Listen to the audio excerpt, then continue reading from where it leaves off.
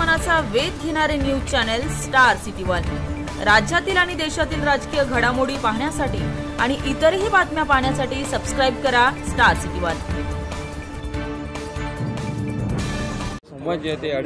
बघा, असं आहे की जोपर्यंत हे पुराव्यांची शहानिशा होत नाही, जोपर्यंत या संदर्भातली फॉरेन्सिक रिपोर्ट येत नाही, तोपर्यंत कोणाचं नाव घेणं ही योग्य होणार नाही। सत्ता पक्ष आहे की विपक्ष आहे? मला असं वाटतं की सत्ता पक्षाचं नसणारच।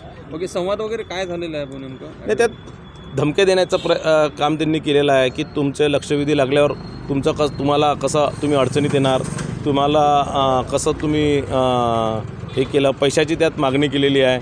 आणि याच्या आधी या प्रकारचं लक्षवेधी लावण्याच्या संदर्भातले पैशाचं जे देवाणघेवाण झालं होतं त्या संदर्भातलं संभाषण त्या ऑडिओ क्लिपमध्ये।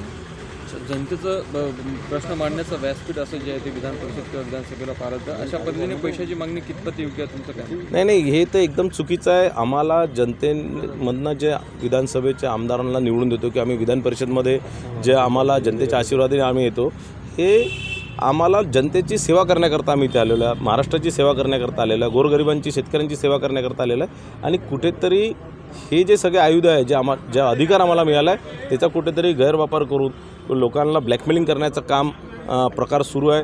आणि अनेक लोक पैशाची मागणी नाही, पण त्यांच्या विधानसभेच्या निवडणुकीत काही लोकांनी जर समजा त्यांच्या विरोधात काम केलं असणार किंवा काही लोकांनी त्या निवडणुकीच्या वेळेस त्यांना पैसे दिले नसणार किंवा काही लोकांनी समजा दुसऱ्या पक्षाचं काम केलं असणार किंवा काही लोकांनी त्या सगळ्या प्रकारच्या लोकांना